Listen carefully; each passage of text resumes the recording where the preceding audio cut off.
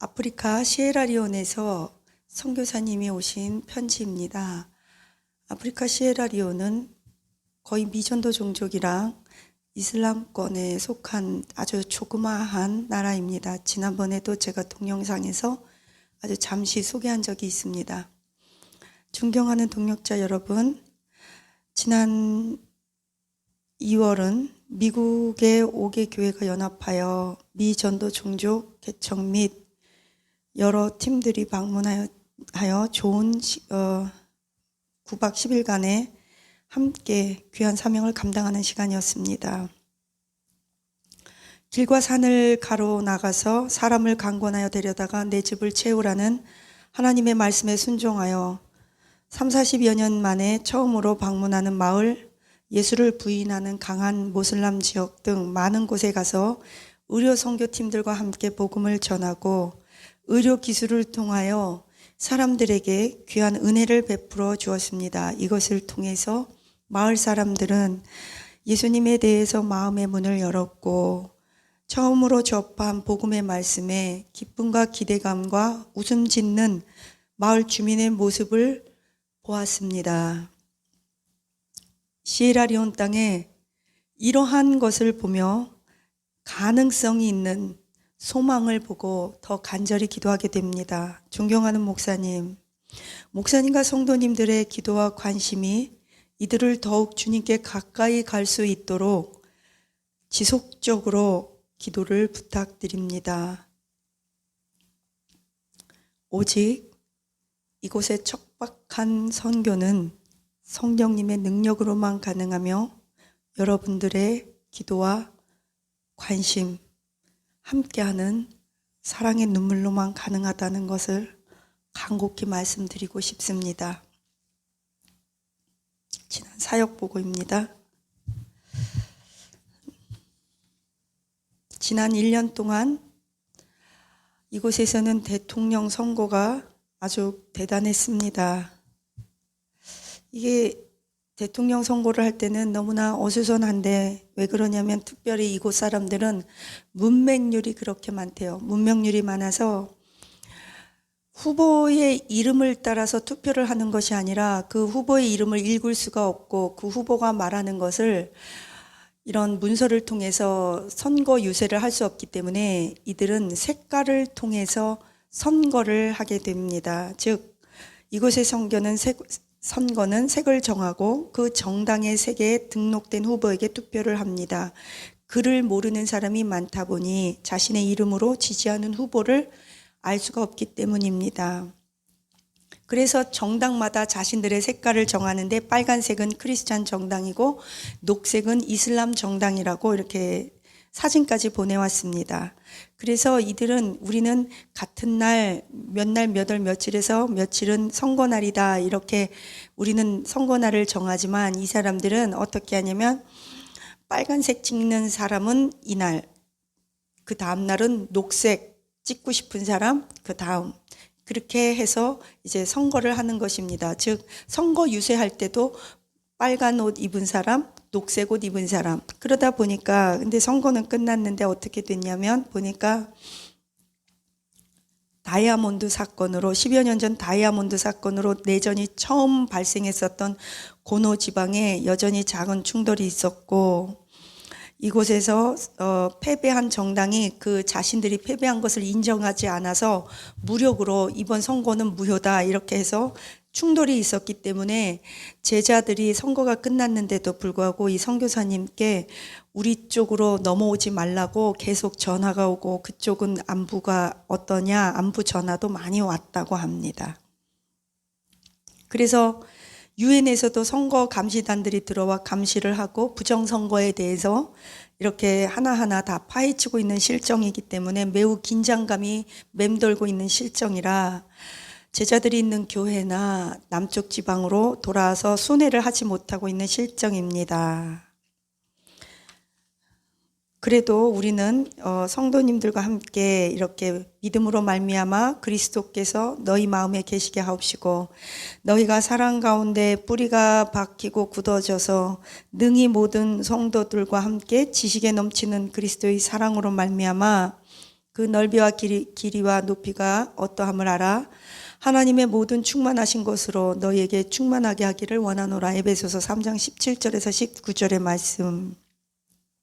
지난 6개월간 저희의 제자들의 교육을 마쳤습니다.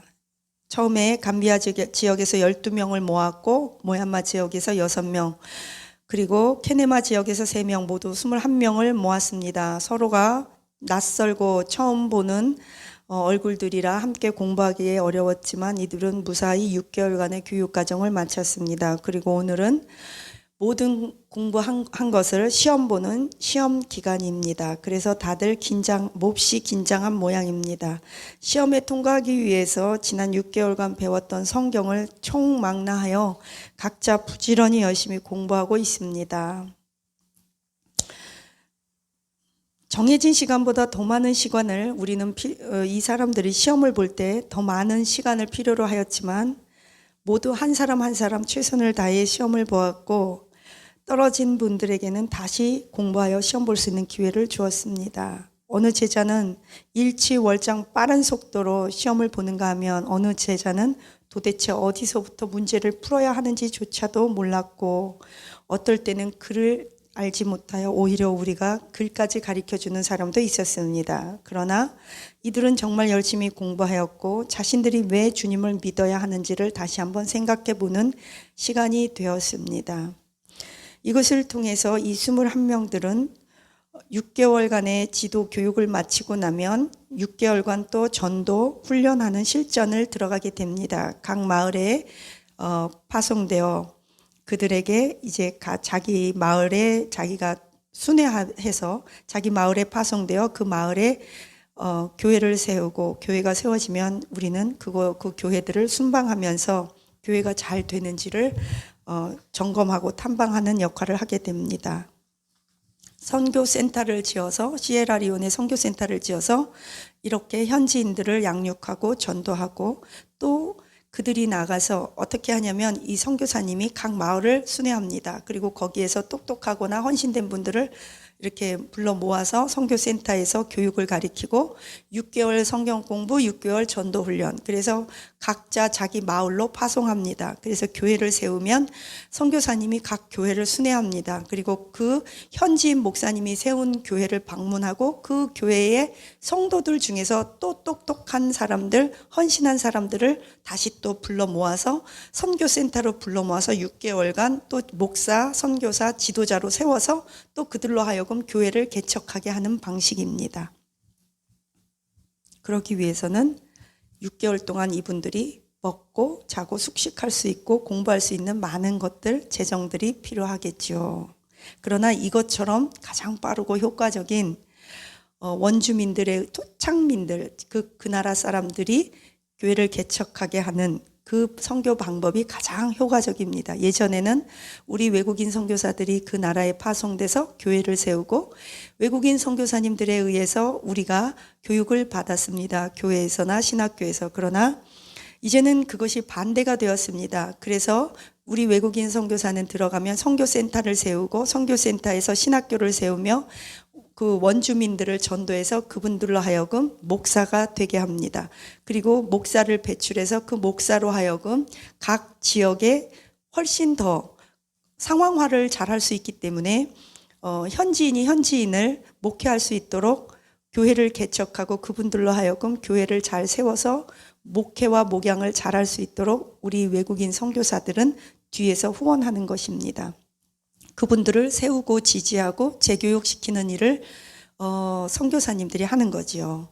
그걸 통해서 수많은 교회를 개척하고 저희 외국인 선교사들은 그래서 되도록이면 신학교를 운영할 수 있는 능력, 영어를 구사할 수 있는 능력, 체력, 기도 이러한 것들을 많이 준비해야 합니다. 그래서 제대로 된 선교사 하나를 파송하려면 키워내려면 정말 돈이 많이 들고 시간도 많이 들고 본인도 힘들고 그 사람들을 키워내는 선교사를 키워내는 교관이 굉장히 중요하고 힘이 듭니다. 즉 선교사를 키우는 선교사, 선교사를 후원하는 선교사는 정말 한 명 키우기가 매우 힘이 듭니다. 지난번에 어떤 목사님들이, 사모님들이 저에게 이렇게 말한 것을 저는 들었습니다.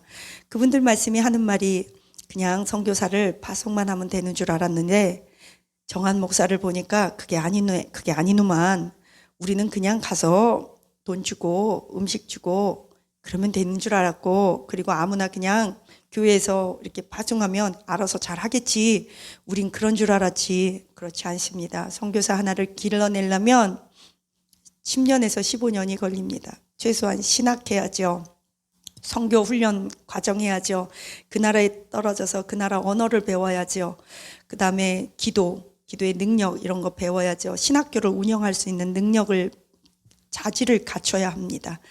그렇기 때문에 선교사 한 명은요, 나라를 세우는 거잖아요. 그래서 여러분 선교 많이 하시기를 축복합니다. 선교야말로 하나님이 가장 기뻐하는 것이요, 너희가 너희를 사랑하는 자들을 사랑하면 무엇이 유익하고 무슨 상급이 있으리요? 세리와 창기들고 바리새인들도 악인들도 너희를 사랑하는 자는 사랑한다. 너희들에게 돌려줄 것이 없는 자를 사랑하고 낮은 자, 소외된 자를 사랑하고 죽어져가는 영혼들을 찾아가서 그들에게 예수 그리스도의 이름으로 천국을 소유하게 하고 복음을 듣게 한다면 하나님 입장에서는 그거보다 더 고맙고 더 좋은 일이 없을 거라고 저는 생각합니다.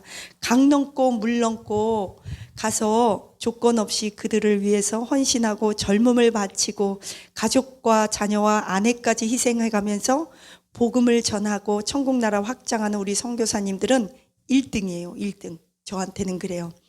정말 1등입니다. 물론 담임 목사님들 뭐 다 훌륭하세요. 근데 가장 힘든 일이 무엇이냐? 강 넘고 물 넘고 언어와 민족과 문화와 사상과 모든 것, 사고와 철학을 다 초월해서 다 부숴버리고 흔적도 없이 나를 없애버리고 그들에게 복음을 들고 가서 예수가 그리스도임을 알려줄 수 있다면 보통 일이 아니겠죠. 선교사님들을 위해서 관심 가져주시기를 기도합니다. 부탁드립니다. 어떤 분이 저에게 물으셨어요. 그 어떤 선교사님 계좌번호도 달라고, 연락처 달라는데 그럴 수가 없어요. 그 이유가 있어요. 어떤 선교사님들은요, 송금조차도 할 수 없는 상황에 있습니다. 또 어떤 선교사님은 연락처 드리면 안 돼요. 또 어떤 선교사님은 가명입니다. 저 역시도 정한이 그냥 제가 지은 이름이에요. 제 호적은 정에밀리로 돼 있어요. 제가 외국인이기 때문에. 그런데 에밀리라는 이름을 발음하시지 못하더라고요. 한국의 어르신들이. 그래서 한국 어르신들이 발음하기 좋은 정한, 아주 딱 떨어지는 두 글자, 세 글자보다 더 발음하기 편하고 수월하게 한국 이름으로 했어요. 그러니까 선교사님들은 성함도 가명 또 여러 가지 말할 수 없는 상황이 많아요. 그래서 여러분들께 참 죄송하고 그렇습니다. 아무튼 여러분들께서 하지만 개인적으로 질문하시고 섬기시기 원하면 언제든지 연락 주시면 어떻게 해서든 후원하실 수 있는, 섬겨드릴 수 있는 길을 제공해 드리도록 하겠습니다. 기도합니다. 사랑의 하나님 감사합니다. 아프리카 대륙을 예수님의 보혈로 덮어 주옵소서. 우물이 빠지게 하옵소서. 컨테이너가 들어가게 하옵소서. 각종 말라리아, 콜로라, 장염, 황열병, 장티푸스, 기근 예수님의 이름으로 끊어질지어다. 그곳에서 사역하시는 우리 목사님, 현지인 목사님과 선교사님과 그들의 가족들을 보호하여 주옵소서. 각종 질병으로부터 보호하여 주옵소서. 선교사님들 자녀들 공부의 길이 활짝 열리게 하옵소서. 선교사님들을 통해, 선교사님들 자녀를 통해 선교사가 배출되게 하옵소서. 하나님, 아프리카 대륙을 품고 기도하는 하나님, 많은 하나님의 백성들 복의 복을 내려주시고 물질로 기도로 함께 동참하는 우리 성도님들 자녀와 건강과 기업과 직장에 복을 내려 주옵소서. 마다가스카에 계시는 우리 선교사님 믿습니다. 주여 기억하여 주옵소서. 그곳에 있는 우리 박성애 선교사님 기억하시고 신담비 어린이도 기억하여 주옵소서. 하나님 기도합니다. 마다가스카에 컨테이너 들어가게 하시고 가나에 계신 선교사님 컨테이너 들어가게 하옵소서. 부룬디 하나님 기억하여 주시고 아프리카에 있는 콩고, 남아공, 케냐, 우간다, 소말리아, 하나님 모든 이집트, 아프리카의 전역에 주여 부흥이 있게 하옵소서. 영혼이 추수되게 하옵소서. 대추수의 부흥의 역사가 일어나게 하옵소서. 그곳에 기근이 없게 하시고 무지와 문맹과 우상 숭배와 정령 숭배 예수님의 이름으로 파쇄될지어다. 우리 선교사님들의 눈물이 튄 곳마다 기도하는 제목마다 주여 학교가 세워지고 병원이 세워지게 하옵소서. 주여 교회가 세워지게 하옵소서. 많은 사람들이 더 많이 하나님 그곳에 물질이 후원되게 하시고 기도가 후원되게 하시고 무엇보다 악한 사단의 세력, 흑암의 세력, 모슬람 그 영혼들이 예수님 믿고 구원받게 하여 주옵소서. 악한 사단의 세력들은 파쇄될지어다. 감사드리며 예수님 이름으로 기도합니다. 아멘.